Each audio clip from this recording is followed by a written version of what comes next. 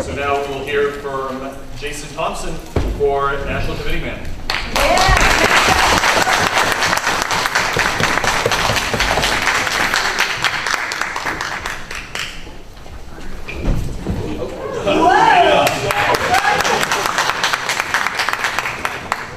Hey everybody, I'm Jason Thompson. I wish I had more than 5 minutes, so I'm going to talk fast. What you're doing here today as a Republican Assembly is important.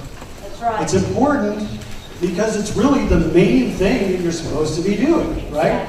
And you want, really the Republican Assemblies are supposed to be electing the most conservative, tried and true candidate, right? So you can go into the convention as a block and you vote for that person. How do I know this stuff? How does Jason Thompson know this?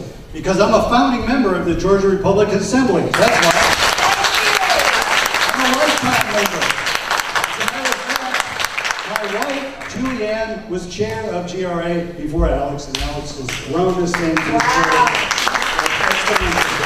There was a time when there was a handful of us going around the state, me and Kay and Pat, and God, a lot of it was supporting Josh McCoon's legislation, right? Around the state. Speaking of my wife, I have to address some things because we heard about this just a little bit ago about how, you know, sometimes when they don't like the candidate and don't have anything to run on, they go after their family, right? So let me address this. I have a wife who has a part-time job. Well, let me ask this question. How many of you believe that there should be more financial literacy and civics in education, especially high school? Right. So my wife has a part-time job. It's under the Securities Division of the Secretary of State, and she goes to colleges, military bases, whatever. It has nothing to do with elections or any of that. And she has no contract with Dominion, right? That's pretty silly. And then I have a daughter who actually works in the office there. She's more of an errand person. She would hate that I say that. Because, you know, as a government employee. She's right now with my wife in Charleston and then picking up my son in Statesboro.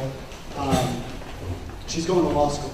So I'm so proud of all of those. And look, I have a lifetime of conservative activism. And I think that's really the difference between, one of the main differences between me and my opponents. You know me. I have a lifetime of conservative political activism. I have endorsements. And these endorsements, by the way, don't come ex nihilo, like God created the earth out of nothing. They come because people know me. They know the work I've done. Like Turning Point Action. They support me. They endorse me. Charlie Kirk endorsed me. Harmony Dillon. I was on her whip team. I had some of you were on this. I did a video for her in Georgia. And honest God truth is, I wish Harmony would have won, right? She would have been so much better than Ron, obviously. But what it did was, it brought patriots together within the RNC.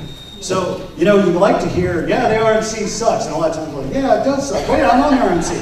But, whoa, hey. But there are good folks on the RNC. And look, I'm going to tell you this story. It's the first time I've told a group of people this. I told Amy to listen to this because it's important. The downfall of Rana happened during a members-only meeting. Okay? I think we were in Las Vegas at the time.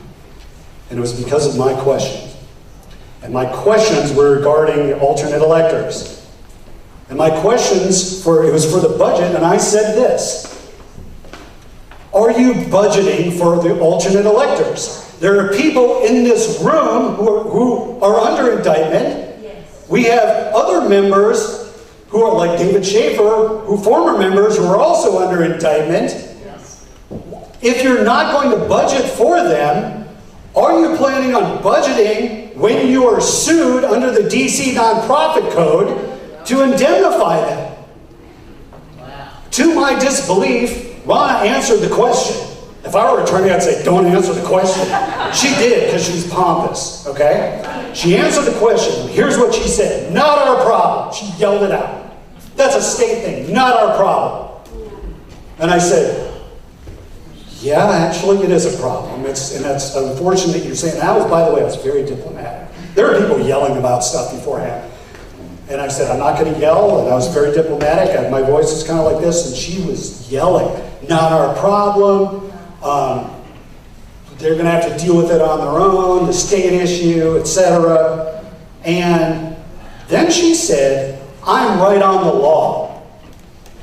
And I said, what? Well, I'm a lawyer. And I said, I've looked at the DC Nonprofit Code, and I said, okay, so let's just say, hypothetically, you're right on the law. You're not, but let's just say you are. What is your answer to these people that are sitting here that today in front of you that are under indictment? Screw them? And she said, well, no, I'm not really saying that. Anyway, after that happened, it was like Tyler Boyer, my friend, who is now under indictment with Turning Point, said your question set up a domino effect for that day. And what happened was, there was a guy from another state that got up that started yelling at me and said, this is Trump's fault. This is it, one of the more moderates that we hope is gone soon. And Josh got up and spoke. Tyler got up and spoke. Afterwards, I ran into the then general counsel. I said, what did you think of that? He said, well, I'll tell you what I thought about it. I told her to apologize to you, which of course she didn't, and that you were right on the law. Okay? Then I ran into my friend John Fredericks. I also ran into Steve Bannon. And they've been saying for a while, what are you guys going to do to get her out of there? And I said, we don't have the votes right now. It's got to be Trump. Well, guess what happened? It wasn't soon thereafter that Trump said, come on down, you're out of here. And that happened, thank God. John Fredericks says, he came to a fundraiser thing of mine and he said, I single-handedly took her down. I don't think I'd go that far. Ultimately, it was Trump.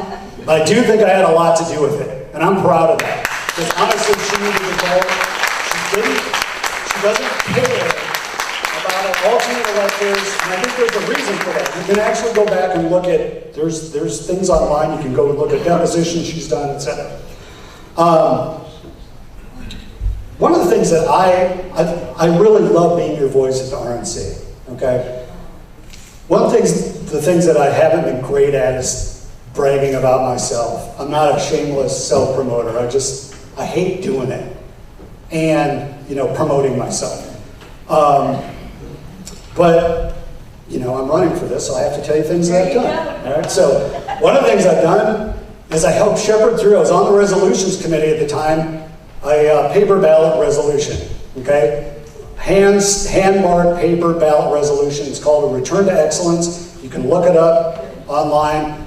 Tyler Boyer, who's with Turning Point, National Committeeman, Arizona, was the lead sponsor of that, and I helped him with that. I also helped him with the resolution on the alternate electors as well.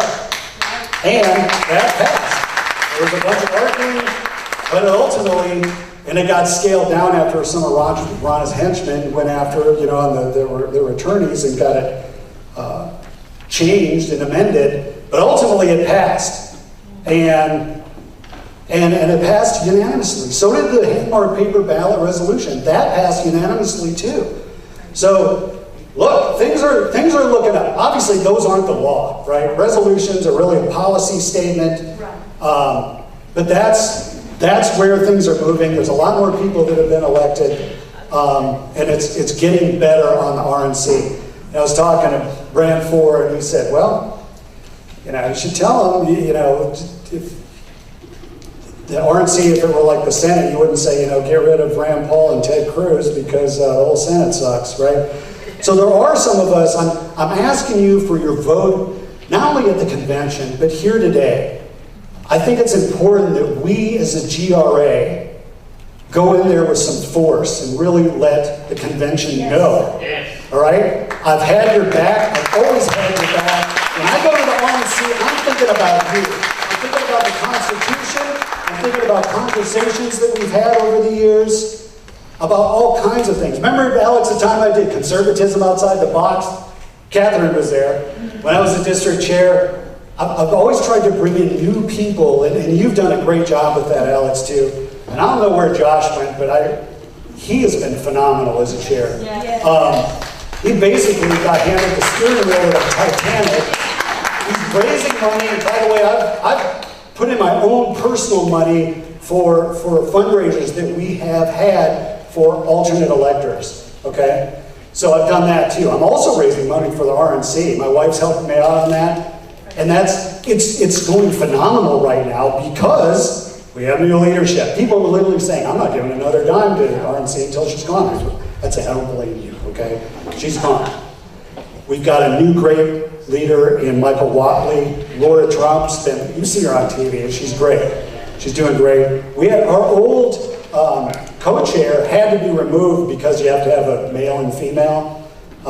Drew McKissick, he's chair of South Carolina. He's still on with the RNC in some capacity. He helps states out and with grassroots things, and he's a great guy, and he's doing a wonderful job too. So things are really looking up for the RNC. Election integrity is #1 for Michael Watley, and it's #1 for me too. I'm trying to set up attorneys all over the state with this. I know Alex is standing, I'm going to make it quick with this. So, in the past, what we've done with the state committee is we've had this war room where we have attorneys go down there and sit there, and calls will come in, and then by that time it's too late. So what I've told these guys is, and by the way, I got this idea from Michael Watley, who did it in North Carolina. Have attorneys ready to go in the counties, right? Local attorneys, like Alex, like Catherine, like myself. The judges know them, and they know the judge, right? So they're trial attorneys, okay? We also need the egghead political attorneys too, and I like to call them. We do need those too. But more importantly, all these things on election day are really trial attorney things when you're dealing with injunctive relief. And I'm very passionate about this, as you can see. I've seen too much. I was the only attorney to win anything in 2020, if you didn't know. That blue opaque barrier thing in Fulton County, that was my case. I wasn't going to go on News Caboodle and talk about it, but guess what day that was? It was January 6th, so I got bumped. But I was in Amelia Island for our RNC meeting, and I was working on a motion for sanctions and a motion to, I'm losing my mind, not to compel, but contempt, a motion for contempt, a motion for sanctions, which ended up getting denied. She didn't want to do it, that judge. I got by on standing where all these other attorneys didn't. You know why? Because I'm good at what I do. I'm a trial attorney like these two are, and I know how to do things in court. Those are the people I'm looking for throughout Georgia. I'm having these conversations with different attorneys that should be ready to go in court to defend us. And that's, look, I could go on and on and on about a lot of different things I'm doing. I really appreciate your support. If you ever have any questions, you can, I know there's going to be questions, but I'll give you my cell number. I've always done this. I've been the most grassroots national committee man you've ever had. 404-664-4626. You go to my website, jasonthompson.gop, all right? Bunch of information on there. Thank you so much for having me today.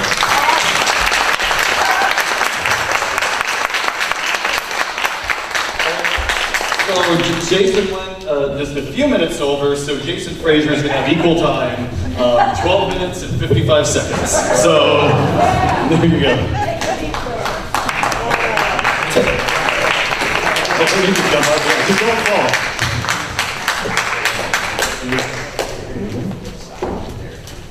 All right, thank you. So I've reduced my speech quite a bit down, so I don't think I could even hit that number. But anyway, good afternoon. I really appreciate you coming here today and spending the afternoon hearing everybody's speeches.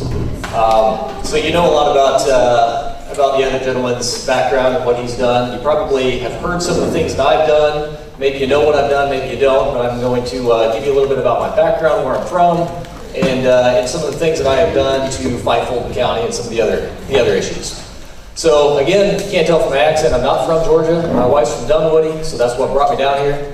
I grew up in rural Indiana, a small town, and in what some people might refer to as the wrong side of the tracks.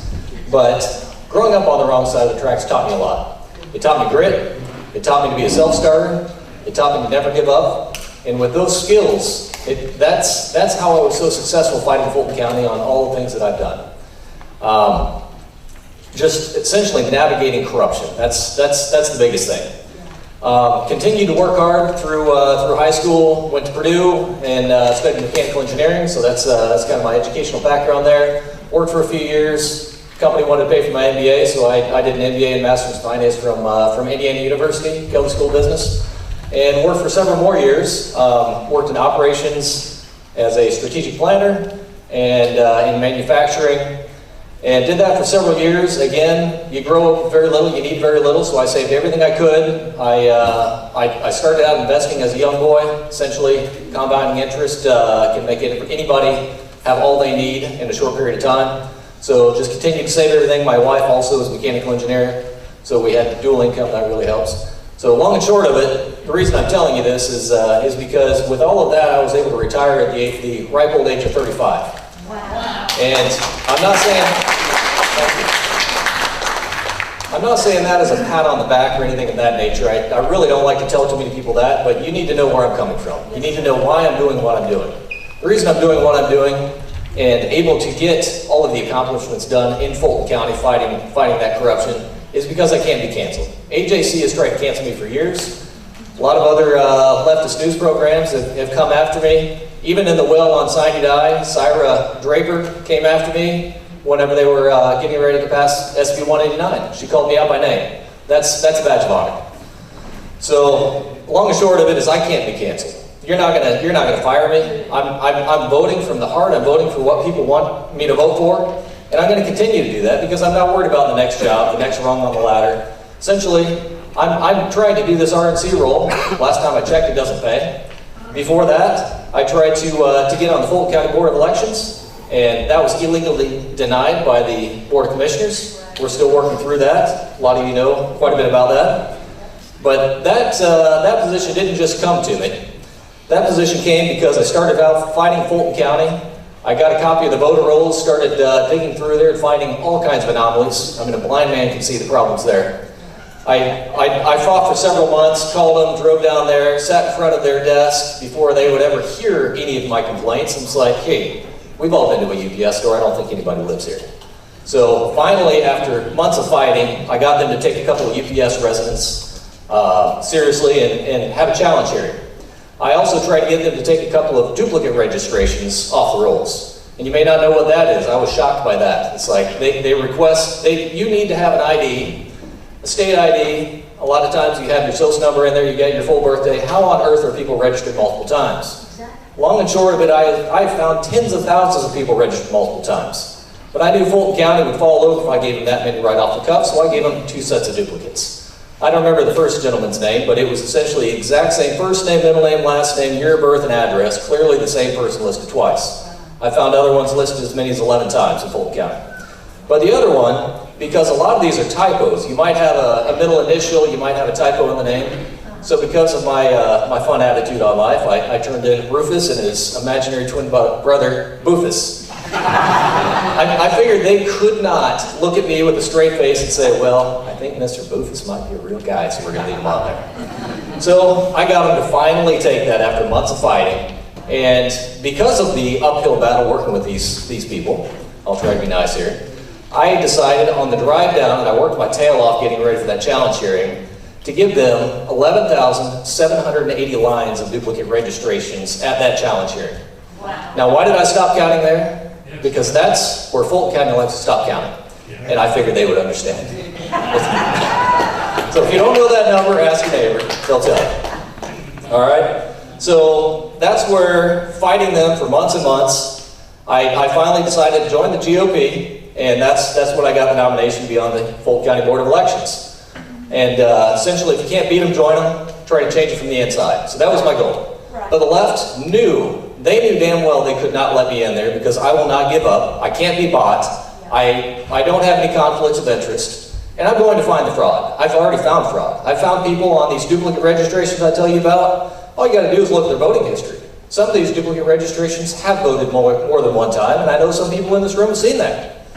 And I'll take a step back. I don't know that the individual voted more than once, but somebody voted that extra ballot. A lot of times, that extra ballot is a mail-in ballot, which you might find interesting. But I turned those in as Secretary of State complaints. My first complaint, since I've got a few extra minutes, I turned it in to the Secretary of State, and I, just like Fulton County, I didn't want to give them too many, so I just gave them 5 people that were registered twice and were given credit for voting on each individual unique ID number at the same address. So I turned those in initially to Fulton County, and I said, hey, Fulton County, these look like duplicate registrations. They accepted the duplicates, confirmed that they are duplicate pairs, and turned them off. So that's confirmation. These are the same people. I had the voter history file from before the merge. Seems pretty cut and dry. Both unique IDs of the same person voted in 2020. So I turned that into the Secretary of State's office. Well, I was given an email after that complaint, and it was from the Secretary of State's chief investigator. And she emailed Fulton County and said, this isn't something we're going to investigate. So that kind of irritated me a little bit. And so what did I do? Well, I don't give up, just like I told you before. So I put in another complaint. And I said, you know what? This gives the impression of collusion. There's enough lawyers in this room. I didn't want to say they're colluding. Maybe they're not. But it sure does give the impression. If Fulton County is being warned about me by the Secretary of State when I turn in people that are registered twice and we're getting credit for voting twice in the same election, at least somebody ought to take a look at that. Right. What happened? Is it an error? Is it an anomaly? Or is there something shady going on? But either way, long and short of that is I got illegally denied for the first time in Fulton County history to be on the Board of Elections. The law says shall. There's enough lawyers in here that know what shall means. Yes, sir. But I am still not up there. And that was a bit of a blessing in disguise. What happened there, we fought for a little while, and then we put Julie Adams up there. She's a rock star. I'm very proud of that woman. And the fact that she will take that, and I don't have to be up there, to be honest, I'm not mad about it. So it really boosted my network. People reached out to me and said, hey, if Fulton County is going after you that hard, you must know what you're doing. So my network grew tremendously. And then I went from turning in challenges to Fulton County myself to teaching others how to do it, so that way we can spread the wealth, get other people to do it. There's some in here that have turned in voter challenges. I don't know all the answers. I learned from them, they learned from me. We're working together. So again, it's opened up a lot of opportunities. So now, why did I want to put my name in the hat to be your representative on the RNC? Well, simply put, out of all the work I've done and all the people I've worked with, I could name a few. I've gotten help right here from folks at GRA. Several in this room have worked with me.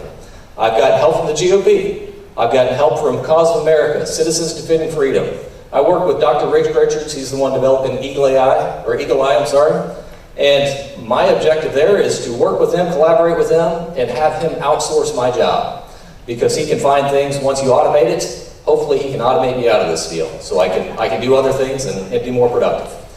So I've listed several. I've got several other folks. I know I've missed several that have been very inspirational and helpful on this cause.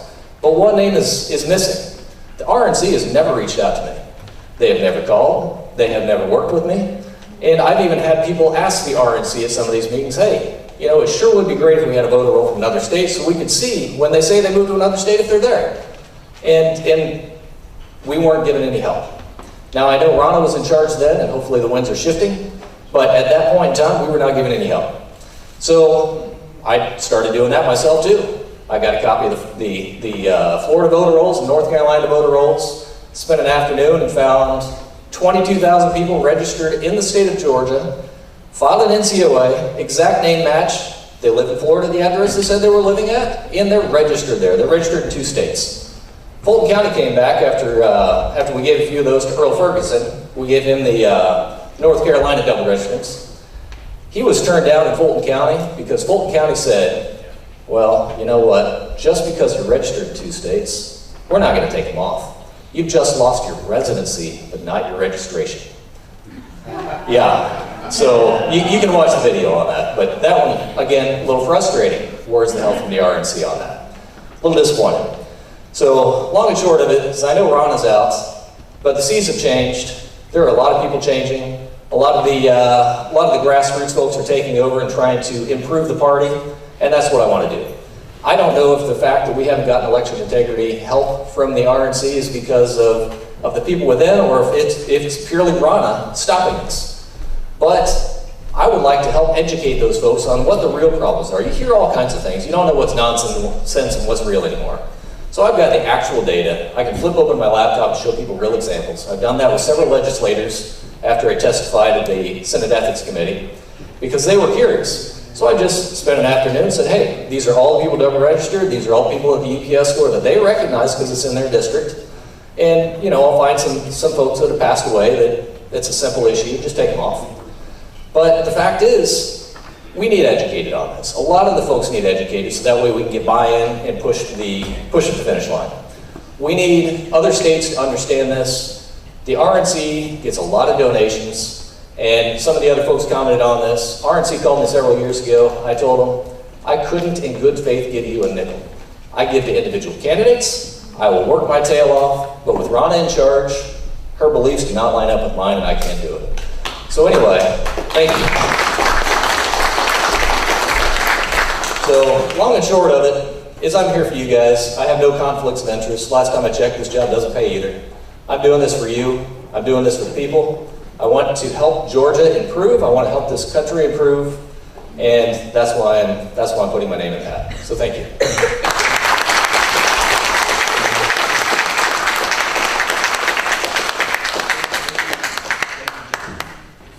Thank you, Jason.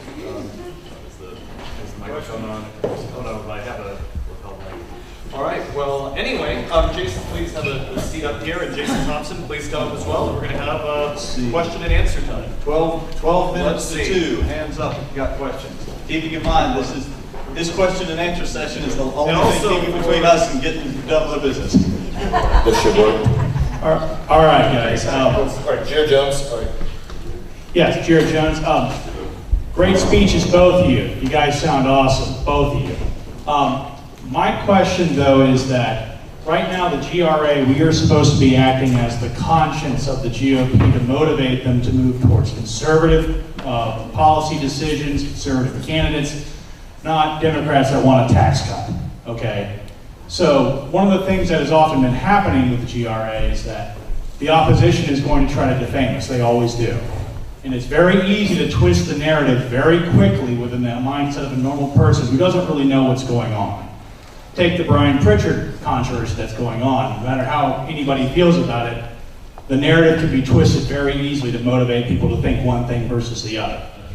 My issue, and this is more for Mr. Thompson here, when people talk about your wife and daughter's connection with the Secretary of State, Brad is not very popular here in Georgia, okay? So I can just see it in my mind, the opposition, like, you know, they're going to say, oh, look at the GRA, they're motivating for, if we were to give the nomination to Mr. Thompson here, oh, the GRA is nominating somebody who has connections with Brad Raffensperger. They're making money off of Brad Raffensperger. That's what they're going to say, regardless of the fact that it has nothing to do with the elections, like you said.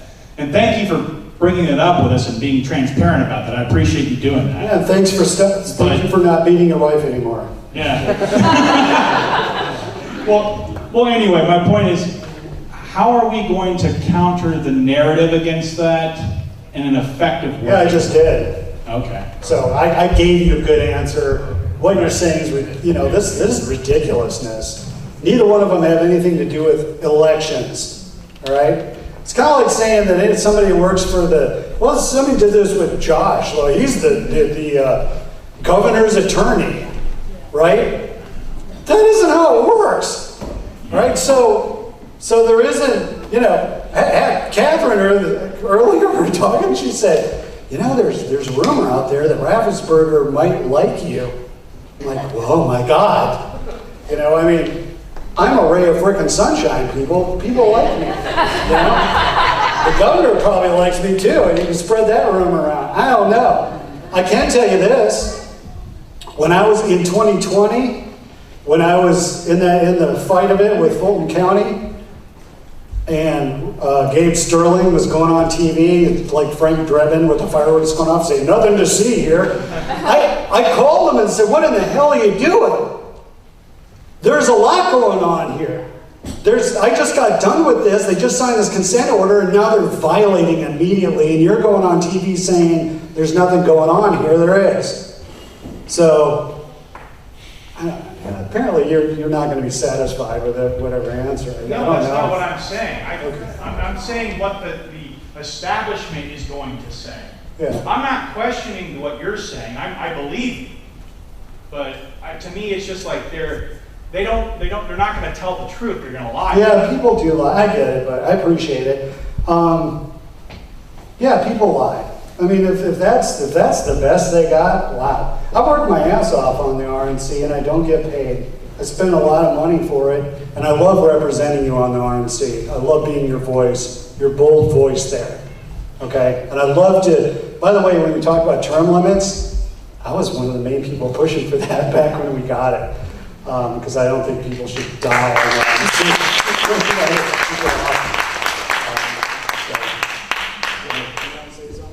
Hi, Chris Watson. My difficulty with this situation is the same one with the Pritchard situation. It is the appearance of a conflict, the appearance of impropriety, not that any actually exists, that will be in people's minds. It's just like, it's not the crime, it's the cover-up. So there's no cover-up, there's no crime, and how could there even be an appearance of impropriety when nothing, either one of them, my God, you all. I mean, this is my family, all right? I'm about to get pissed, and I'm not that, I told my daughter this when she was going off to law school. I said, the first thing you gotta remember is don't take shit from anybody, and I don't do that. And that's why I stick up for you on the RNC. That's why I pump your fist a little harder. That's what I do, all right? I don't take it. I'm that guy, all right? I'm that guy. And that's why I was that guy that stood up to Ronna McDaniel, too. No one else is doing it, I did it. You want to talk about something that has something to do with the job of the RNC? Any other questions? I'm here. Yes, Jackie. Hello. Okay, so I have the unique position of not having a relationship with either one of you. I've never met either one of you, so I am, and nobody's gotten to me with an opinion, so I'm completely neutral, completely open. Do not have a hidden agenda. I like what I know of both of you. Friends that I, value have great things to say about both of you. So I have no criticisms. What I can say from my neutrality and my observation skills is that it's okay. I've been in a chat war room for the past few weeks defending our chairman. I feel like I have blood on me and wounds for defending Josh McCoon, and I will do that. I will do that. I defend people that I love and I'm loyal to, and I defend the truth. But what I've seen in that fight is that people are coming at me with emotions and not facts. So I'm going to say some facts, and I would appreciate no one dislike me for them because I don't deserve that. I'm just going to say, I will say this. A big reason why Josh has asked Brian Pritchard to resign is because he knows that even though Brian might have a great explanation of how events transpired to get to the point where the judge ruled that he voted illegally 9 times, whatever grace God showed him and whatever he's done in his life really doesn't matter. I mean, it's good that good things have happened, but what matters is giving fuel to our enemies. And if we allowed the judge's ruling to happen to Brian and Josh did not act in some capacity, it would bring a lot of criticism, and it would take a lot of our resources to fight that criticism. And I'm not speaking for you, but I'm kind of speaking for you. Sorry. So, what I would like to say is that as the GRA, we have to consider the ramifications, and people will has nothing. Your wife and daughter's, employment situation has nothing to do with you and what you've done and what you will continue to do. I'm not implying anything other than what I just said. But the only thing that I'm concerned about is the appearance of impropriety, or not impropriety, because it's not inappropriate. It's the appearance of being associated with the devil himself, and that's Brad Raffensperger. Everybody is united in their hatred for him and his office. I think I can say that. But it's just, I just caution, just to think about it. I've said that about Brian, too. Like, y'all be careful. It's okay for Josh to make an official asking for his resignation because of this official ruling. It's not unprofessional of him. It's not a witch hunt. It's not anything like that. But just, I would be careful because our enemies will use any weakness against us, and you don't want to fuel their fire. So I just want to caution everybody to, make a choice. All right, thank you. This isn't debate. I'm sorry. Hold on, wait. I was just saying, so what is, if you have anything else to say, either of you, in response to that regarding the impression or anything, Jack, you don't have anything additional to say? Jason, Frazier, you have anything to say? That's why I went to you. All right, just making sure that neither of you do. Yes, I know Mr. Frost was, all right, look at his face. Katie, Chris, and whoever else. Okay. And please, no monologues during the questions, please. All right, go ahead, Katie. One comment and a question. The comment, if we cared what people said about us, we wouldn't be members of GRA. Amen. We always stand for what's right. We don't care what the establishment says, that's why we're here today. Right. The establishment will attack us if they have something to use, and if they don't, they outright lie and make things up. We've all been through that with fake news, so just ignore those idiots, all right? It doesn't matter what they say about us. My question is for Mr. Frazier. You're relatively new in this arena, and I appreciate all the work you've done in Fulton County, but it seems like you are doing good work there, and Jason Thompson's been doing fantastic work on the RNC. You haven't made, it's the kind of question I asked Amy earlier, you're not making a compelling case for why now? And the second part of my question, if this goes to a second ballot, who will you be throwing your support behind? All right. So the first question, why now? So I've spent, as you know, a lot of my time working in Fulton County on their voter roll issues. I've expanded that to helping out a lot of other counties, a lot of other states. One of the biggest gaps in the RNC is election integrity. As many have said, election integrity needs to be one of the top, if not the top issue if we're going to win in future elections. It has not been a top priority in the past. It has to be. They need educated. They don't have a bench strength that I have witnessed helping drive this change, helping from within, helping somebody that has been in the bottom, looking at one of the most corrupt counties in the state and one of the most corrupt states as far as voter rolls go. I've looked at a lot of other states, they don't look this bad. Everyone I've looked at does not look this bad. So I think they need somebody that can guide them, educate them, bring that forward, and get that across the finish line, grow it. It needs to be nationwide. It should not be grassroots people with a laptop sitting on the couch doing this. It should not be me calling my friends and friends calling me and people across the country doing this. It needs to be a full concerted effort. The RNC, as some of the other questions have been, how are you going to campaign and bring in money? Well, the RNC will bring in money if they win. The RNC will bring in money if they support people like the folks that Fannie Willis is going after. We've got to support our own. We've got to fight these battles. As far as the other question, I am here to win. I put my name in the hat, not because I was bored, not because I had nothing to do, but because I believe that I have the skill set to help bring this forward. And why now? Because now is the most important time in modern history that we need election integrity. Maybe somebody was cheating in years past by putting an extra rock in a bucket. But now it's electronic. The voter rolls take a certain skill set that not everybody can do. I'm not saying I'm the only one that can do it. There are a ton of other folks that can do this sort of thing. But unfortunately, most of those people work full-time and get paid a pretty nice check. But I happen to be in a unique position that I can spend all the hours of my day helping fight this. And I've got some experience that unfortunately the RNC does not have. And as far as what am I going to do if I don't win, well, I guess we'll talk about that when that comes, but I've already told many of you. I've got a relationship with Mr. Cross. you know, my mind is not made up. It could change with the wind. We'll see what comes out, what I learned. But right now, I'm fighting for myself, and I'm trying to win.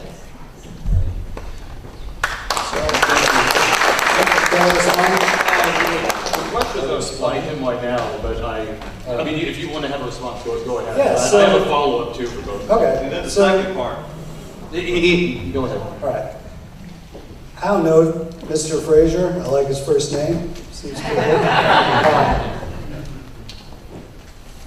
You know, it's funny how, and I'm not saying you per se, I'm not, this isn't a dig or whatever, but the honest truth is, what we've seen now is that a lot of people are saying that they're election integrity experts. It's kind of like I'm a political consultant, you know, people say that. There's no real degree or something for it or whatever. The thing of it is with election integrity, it's more than the machines, all right? It is the machines, but it's legislation, it's a technology, you know, it's technology with the machines, it's legislation. There's a plethora of things. So, and there's more to the RNC than just the election integrity part. Obviously, I think that's the most important part, especially right now, but there's a lot of it. You also have somebody that can raise money. I've been doing that, all right? Over the last week, 90,000 and another 100 in commitments. Wow. All right? So it's a lot easier. It's a lot easier. I'm not just going to say, like my opponent said, well, they can raise money on their own when we win. That's not how it works. You actually have to do it because it makes a difference. All right, and I believe Mr. Frazier said that, like, as of now, he'd support Cross in the second ballot. Who would you support on the second ballot if you aren't? Yeah, it seems like they're in cahoots together, so it really doesn't matter either way, does it? All right, so I guess I had a follow-up question for both of you, which is that how much of the RNC do you all think, from your knowledge, like the members on it, how many of them actually care about election integrity? You're running for it. I'm not in the RNC. I can't speak to that. Yeah, so not only am I on the election integrity committee, but I chair the election operations subcommittee. We worked very hard. Rana, I think, was just kind of giving lip service to it and really didn't care about it. But to go into your question per se, how many people really care? It's hard to say. I'd say there's probably a solid group of about 40. Maybe the number's growing.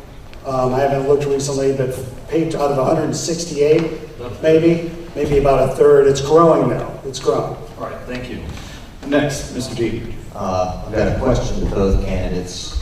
It has to do with the accountability rule that the GRA has been proposing. If you don't know, it's the general idea that the party ought to be able to determine its own associations. Yes. So we should be able to say, if we don't think somebody is actually a Republican, they shouldn't be able to run in our party.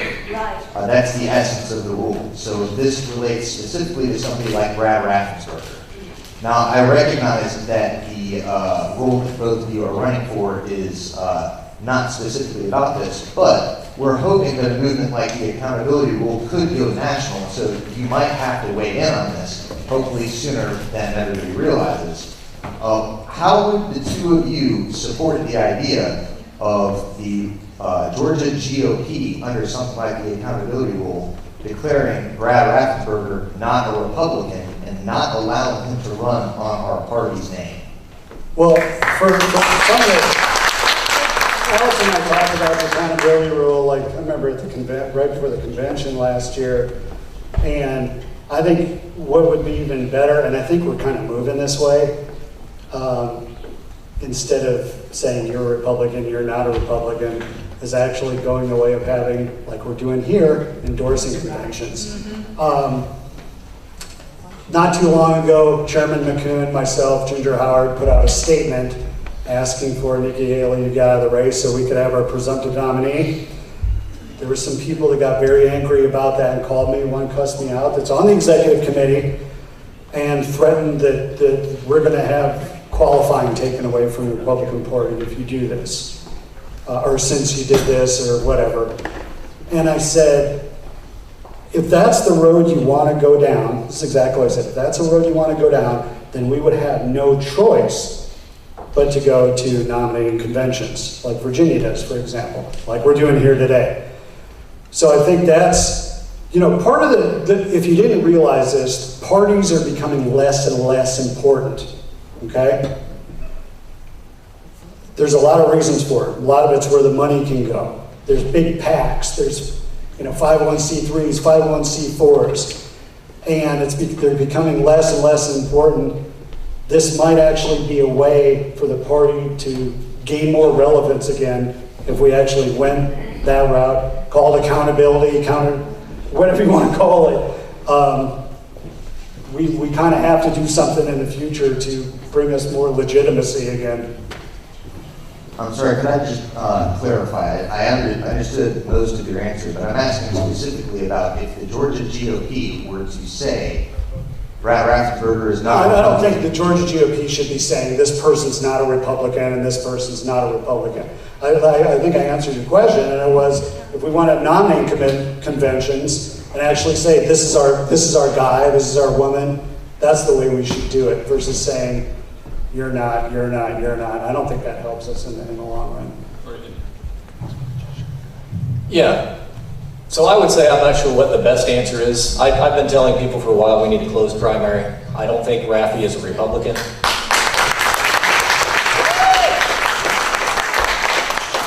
My fear coming up is that if we don't have closed primaries, you're going to have people like Gabe and Raffi that the other side is going to cross over and bring in, and that's all we're going to have to vote for.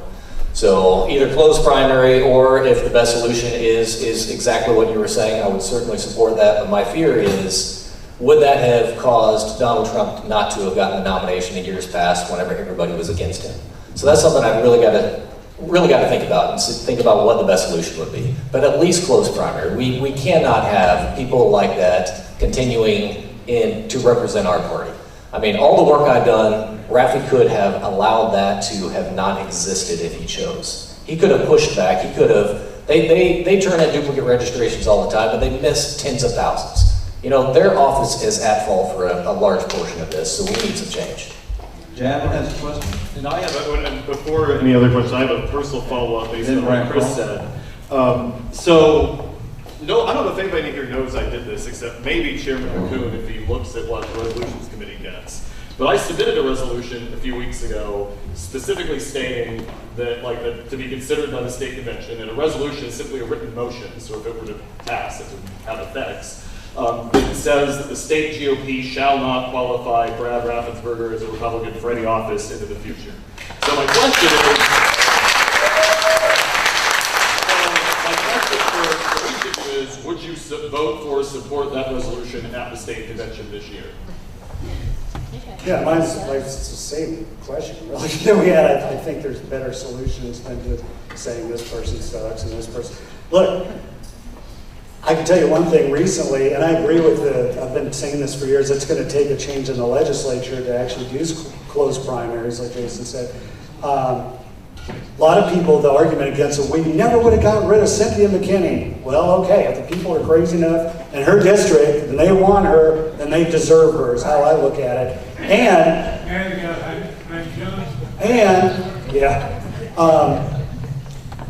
I think it would have helped President Trump to have close primaries, and it wouldn't have hurt him, obviously, because people crossing over trying to hurt him. And that's why there's a lot that crossed over in these different states that voted for Nikki Haley, right? That could cross over in those states. Resolutions are resolutions.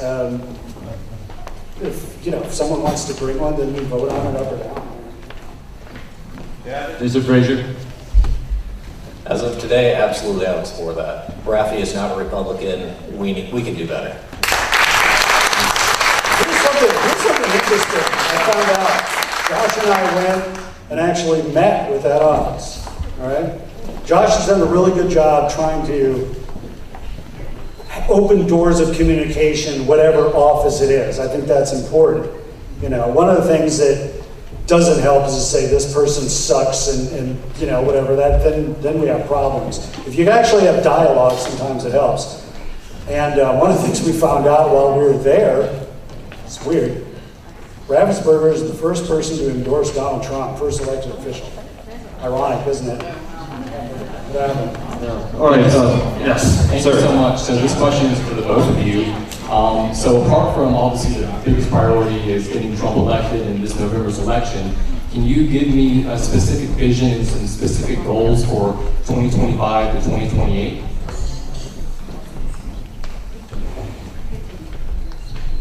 Specific goals to win in 25 through 28? Is that what your question? Like, if you become the committee person, like what would your specific goals and vision be? I feel like I've laid that out, but absolutely. I mean, my goal, first and foremost, is to apply the skill set that I've honed in Fulton County, and I'm not the only one that works on election integrity. Election integrity is bigger than just the voter rolls. I branched out. I'm a quick learner. I can certainly work on more than one thing. But clearly, election integrity, clearly cleaning up voter rolls, clearly litigation against corrupt people like the Fulton County Board of Elections, where they pushed back and they refused to clean the voter rolls when shown to them, when handed to them, and then they subvert the law. They refuse to, but yet we're not getting the help we need to force their hand. The folks that have just been indicted in Arizona, in my opinion, that would have never happened if we would have had stronger support here in Georgia. So we need to help. We need to fight right at the beginning, just like Mark Elias. A couple of voter challenges ago, and he writes a letter to all 159 counties. We cannot just sit and wait and hope it goes away. We've got to fight right from the beginning to stop their momentum. The question's goals between 25 and 28. All right, so I've already laid some of them out. One of them is attorneys everywhere. So when I was election operations, I still am, subcommittee chair, we had this report. News media got a hold of it and said, why do you want people everywhere? Are you trying to suppress the vote? And I said, and I don't even do that many interviews, and this is why, because these idiots. I said, no. I said, what happens in a foreign country when there's voter fraud and manipulation? They have the UN come in to observe. I said, this isn't, poll observers should be a good thing. It's not just Republicans, it's Democrats and independents. Sunlight is the best disinfectant, so we should have them everywhere. Poll watchers, poll managers, big deal. Now we want attorneys everywhere, ready to go. That's one of the biggest things. Trump's got to win, or we're done. I mean, we're just, look, you saw it happen on October 7th in Israel. Horrible. They're supposed to have one of the best border defenses in the whole world. We have, what has it been, like 1.5 million now so far, I think in the last how many months, come over our border and we don't even know who they are? I'm telling you, not only am I pushing, I've always been for election integrity, I'm also very pro-life. I'm pro-Second Amendment, NRA member. I was big into Georgia Carey before it switched its name to. I don't want to scare anybody, but I honestly think we should buy as many guns and bullets as we can right now. Yes, sir. Because we don't know what's going to happen. It's at that point. It's not good, people. We're at that point, and it should. And if it isn't a sign, it should tell you what's going on when they're going after Trump the way they are, now going after these electors. Like my friend Tyler in Arizona, he's being indicted for forgery. What, did he forge his own name? How stupid is that? They're going after people just making up things. It's like Banana Republic stuff. And we've got to fight back. I'm doing it. I want you to join me. I know you are. All right, next. Mr. Chair, Cobb County. I wanted to thank both candidates for your commitment to the cause and the work that you've been doing over the years. I really do appreciate it. My question has to do with the RNC indemnifying the electors. And specifically, I don't want to believe rumors. I don't care about the truth, and I really hate GOP drama. So, just disclaimer. But the question is that when, to Mr. Thompson, when you were on the RNC, was there an effort to indemnify the electors that you didn't support? And to both candidates, do you support getting RNC funds to help Georgia electors? Yeah, so I've always been for indemnifying the electors, and I actually talked about that in my speech, that even told you about how we're not supposed to talk about our members-only meetings, but I don't even care anymore about that. I mean, this is what happened, and I literally believe it ultimately resulted in Ron McDaniel's downfall because she was so aggressively yelling back at me, no, that's not our problem, that's a state problem, and it wasn't long after that, she was gone. So yes, look, Josh is right here, he can tell you, I've sponsored events for electors here in Georgia. My family sponsored events with money, I mean, and we're doing everything we can to help them. Not only here in Georgia, but I think nationwide. I mean, I was literally texting my friend Tyler yesterday that I'm going to be praying for him because he's a young guy with young family, like about your all's age. Yeah, he's got young kids. It's horrible. Short answer, yes. As I've said before, the bar continues to move as we don't fight back. The Democrats, they have Mark Elias, they've been pushing, they have DAs. We might push back some, we don't push back right at the beginning, we haven't pushed back hard enough, and that is really our downfall. We have got to push back right from the beginning. We've got to have lawyers, just like what was being discussed. We shouldn't be bringing in lawyers right now, 2024, right before the election. They should have been involved, they should have been pushing back for months and months, years and years before. That's the reason we're in the mess we're in. All right. There's something I forgot to tell you about that I found out about through the Election Integrity Committee. There were law firms that actually took money. This is in an after-action report. It was kind of a secret report. But apparently there were some firms that took money and didn't do any work. Now I've been begging our new election integrity directors there to find out who they were, get the money back. That would be unheard of. Any of the attorneys here realize that would, if you did that, you'd have a bar complaint, right? Or at the very least, be in front of there's a disciplinary panel for mediation for bar dispute or for money. So I think Amy brought this up earlier. What happened to the money? I want to know too, and I've been pushing and asking about it for a while. Where did the money go? Why did some of these places either not do any work or fight hardly at all? I don't know. I'm trying to find out. I can tell you this, it's a new day there at the RNC and things have changed dramatically. They've even fired a bunch of staff. Do you have anything else on this one, Jason? All right, Joanna Elders. Okay. Hi, y'all. Thanks so much for being here today, both of you. I'm revisiting the accountability issue just for a minute. We heard your thoughts on the state level using the accountability rule and Brad Raffensperger, but I'm interested in what you think about the county level, and I'd like to know, do you support what the Catoosa County GOP is doing? Do you support the efforts of the Catoosa County GOP? So, I don't know if this was one of the questions in this thing that, I think it was in the Sigma group. I kind of feel like this, like taking the state party position and say we need as a state party to stay out of county stuff and not get involved legally. At the same time, I also understand you have a First Amendment freedom of association issue that you're dealing with. And we should be able to choose who we want to be our ballot. Yes, I certainly support that, and I've even supported other items. One of the bills specifically that we tried to get support on earlier this year was if, for example, there's a Fulton County BRE individual or one of the other BRE individuals that gets on there and does not act like a Republican, then the party should be able to remove them and upgrade to a new individual. We don't have that capability in Fulton County. If somebody gets hit by a bus, we have a problem. Or if somebody goes on there and they go rogue, we have a problem. We should be able to hire and fire our elected official, or not, well, obviously it's a little more complicated on an elected official, but an appointed position like the BRE, we should certainly hold them accountable and make them come back and be replaced. So Yes, absolutely. Amy, Matt, Kramer.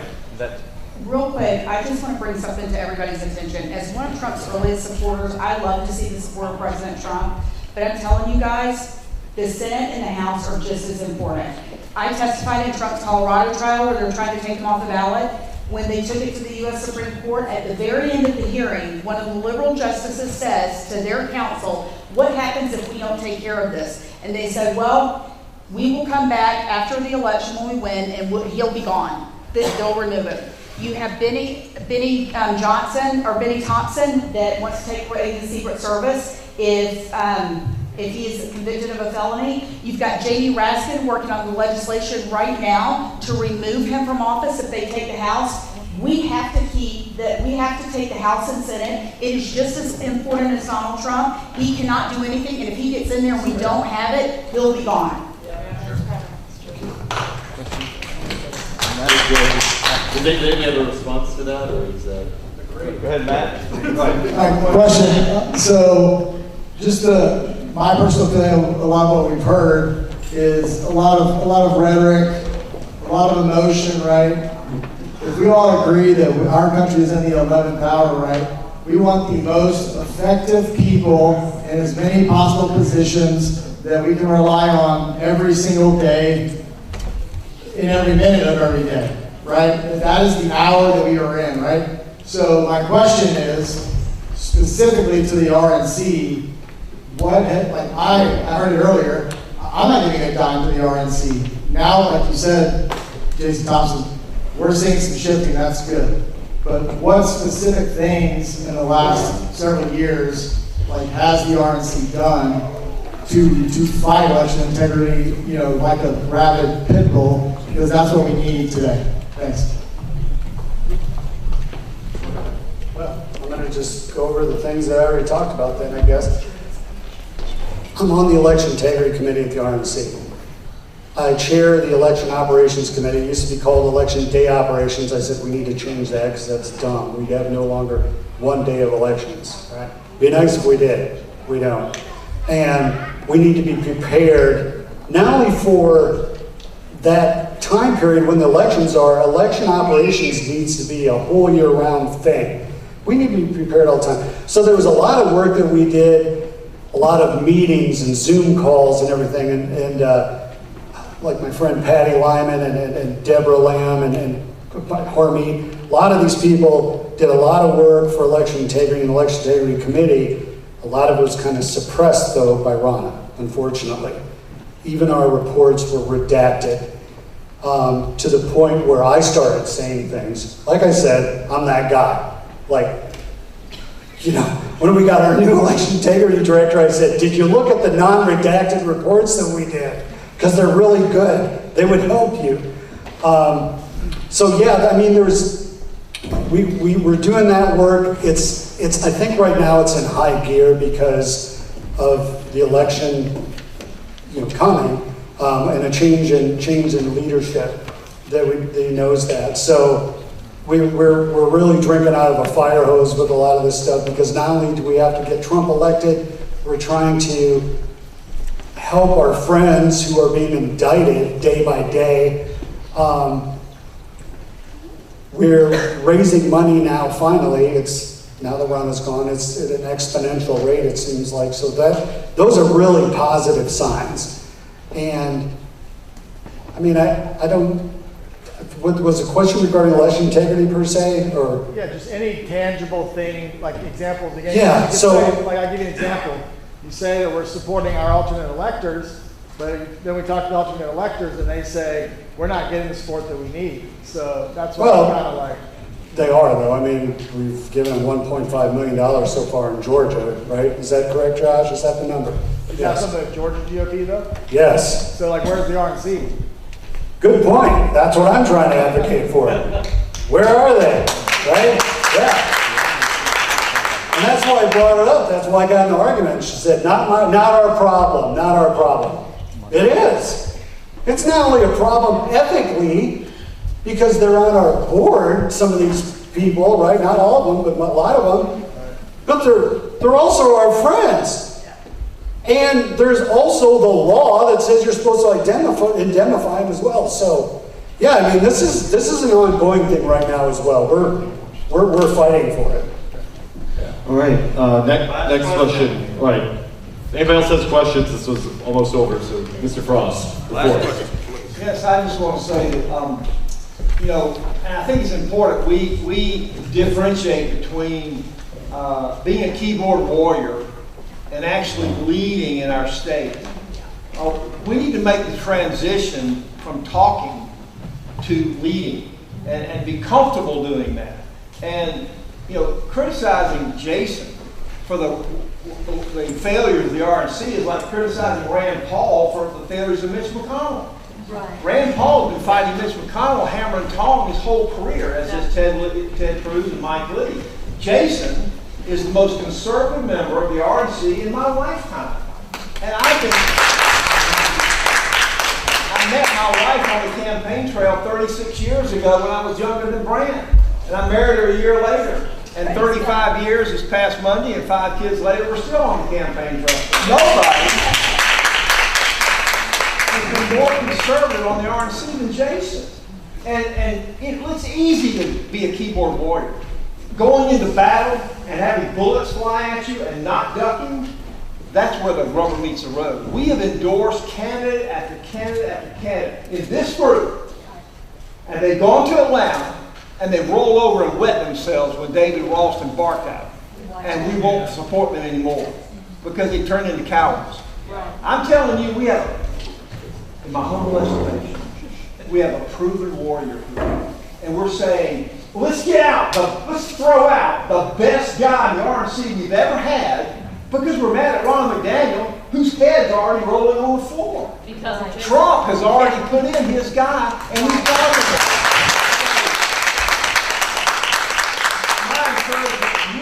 My friend, the other Jason, get 1 million bad voters off the voter rolls. Right. Keep doing what you're great at.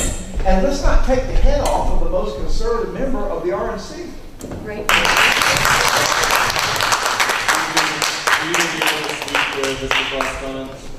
Thank you, my friend. Sorry, we thought that was the last question. Go ahead, Mr. Frazier. Yeah, so I just wanted to make a quick comment.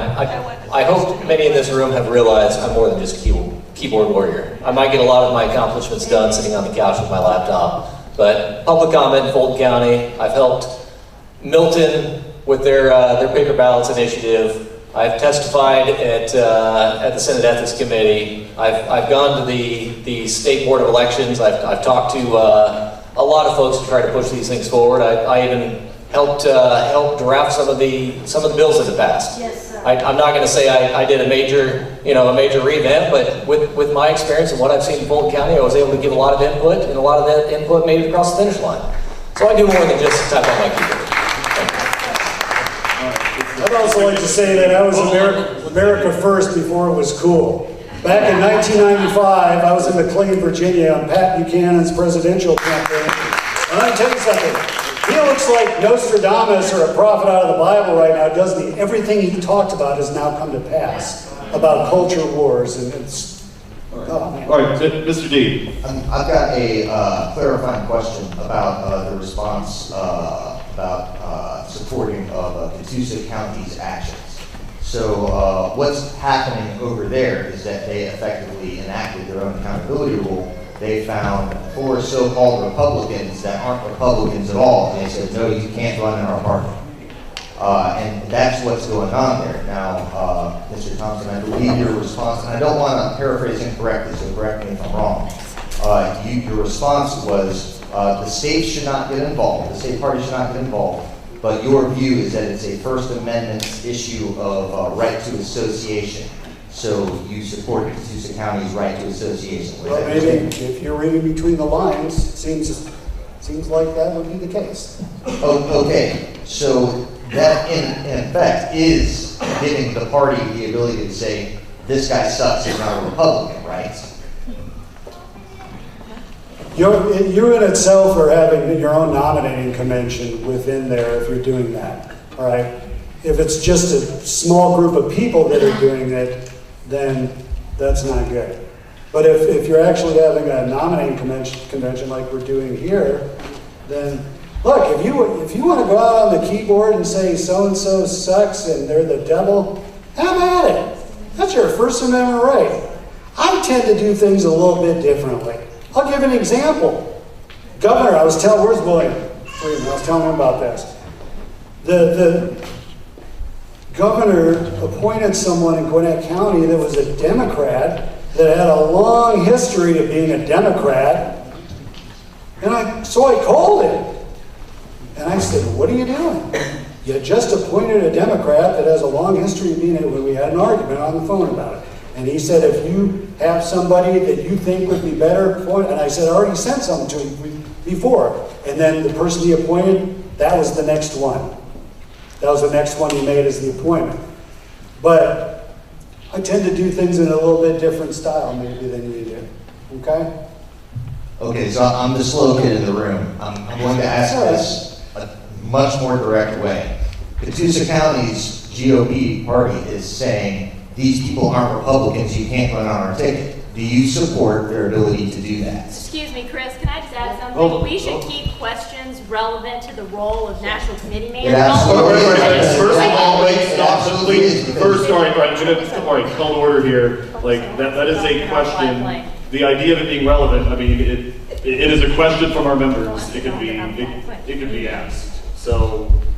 And for the record, it is relevant because whoever wins here will have a seat on the Georgia GOP Executive Committee. They will absolutely have a lot of power in weighing in on any kind of accountability rule we pass. Actually, that's not even true. So, because Josh and I have talked about this, and we don't have any power over it.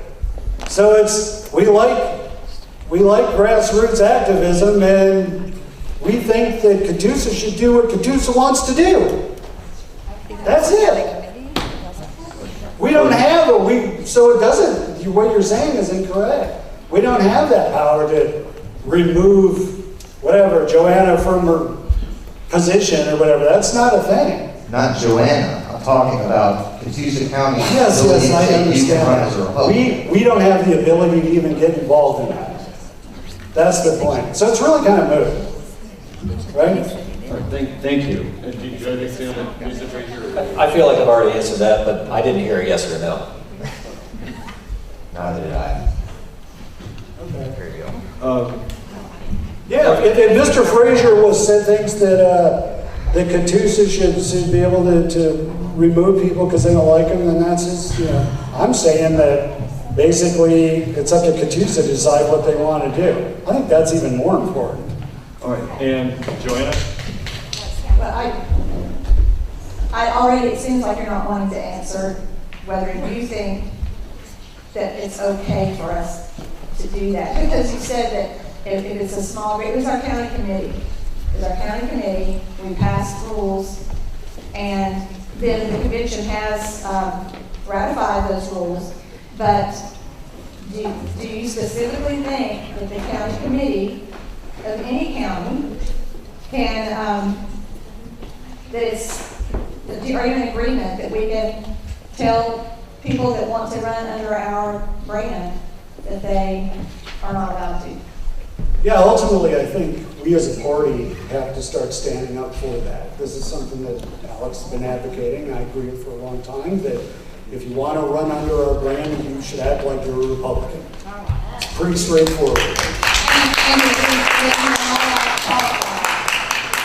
And if you want to have your own meeting where you're saying that you're not running under our brand, then have at it.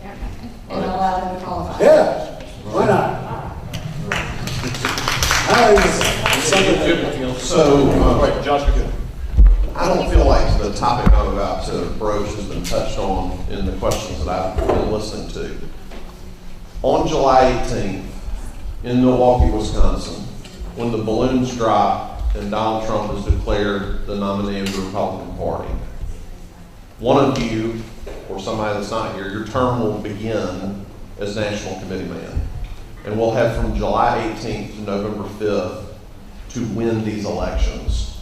So I'd just like to ask, can you tell us what actions you will take during that period of time to help the Georgia Republican Party elect Donald Trump and other Republicans up and down the ballot? I'd really like to know that. Thank you. Yes. Great question. Well, my guess is I'm going to be in court quite a bit. That's one thing. Whether it's paid or volunteer or however this is going to happen, I'm probably going to be in court a lot. And I'm going to be helping direct other people to courts around the state. That's really one of the main things that I'm going to be doing. I don't know if I mentioned this or not, but I'm also chairman of the Republican National Lawyers Association. That's my main focus. You know, in the past, the RNLA has been kind of almost like the Federalist Society has been kind of kind of a social club, kind of even snooty sometimes. I'm trying to expand it. And I want, and something I've talked to about with the national chairs, I want to have meetings, if we can't do it in other areas other than Atlanta around the state, then by Zoom, to try to get as many active Republicans there as possible, because, you know, just like this organization, it needs to grow.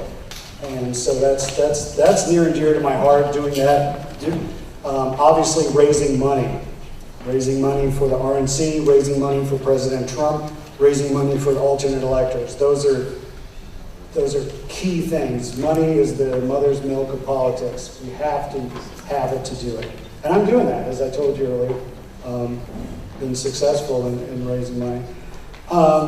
And of course, I'm going to use my position to be a force for good as far as speaking to reporters and getting stuff out there. You know, there's a lot of reporters that don't like talking to you, but I'm going to do my best to try to push out the best information as possible. One of the things that we've argued with before Ron was gone is stop with the stupid emails, right? As an RNC member, I was getting them too. You've gotten these. What happened? You're no longer Republican? You left. You know, things like that. What are you doing? No one wants to see this as stupidity. So I don't know about you, but I haven't been seeing those lately. And it's because we complained about it and we have new leadership. Mr. Frazier, the question is what you would be doing to get President Trump elected. Yeah, I mean, we're in the 11th hour. If anybody remembers 2020, we saw a lot of mail-in ballot fraud, or the appearance of, okay?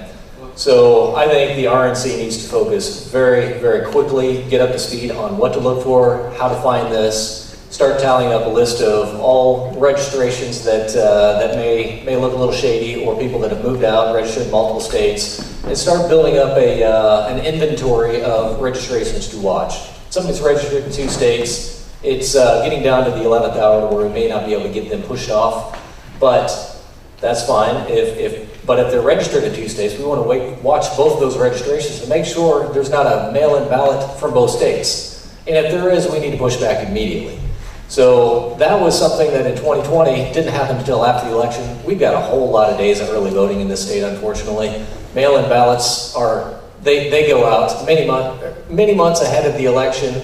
We can be watching those. Like one guy I saw, he was registered twice. He got 2 mail-in ballots in the 2022 election. I responded to Fulton County immediately and got one of them canceled before it got returned. Those are some of the preemptive things that we can do, and some of the things that we need to work on nationwide, not just me, keyboard warrior, if you will, but strategically with a lot of people helping. So there's a lot we can do. There's a lot that I would say there's just a lot of open runway in that area that people aren't focusing on right now. And I heard a little bit ago that there were only 30 to 40 people that really were focused on election integrity at the RNC level. Well, I'm hoping that with these elections coming up, that number jumps up tremendously with the grassroots pushing, taking over state parties, and changing the dynamics at that level so that way we can win. All right. Are there any last questions for the candidates? Any more questions? Thank you. I'm just going to follow up that actually is happening at the RNC, and Turning Point Action has been leading this way. There's like some of these guys that have been the worst of the worst are gone. They've been defeated, and it's because of the help of Turning Point Action. So thank you for doing that. All right. Well, if there are no more questions, going once, going, yes, ma'am. Yeah, so do you agree with the principle in the doctrine of lesser magistrate? Lesser magistrates have an obligation to nullify unconstitutional laws. Do you agree with the doctrine of lesser magistrates? I believe in the doctrine of nullification. Yeah. Jason Frazier? I think the Constitution is the most important document. We need to follow it. Any other questions? Thank you, Right, gentlemen. Thank you both.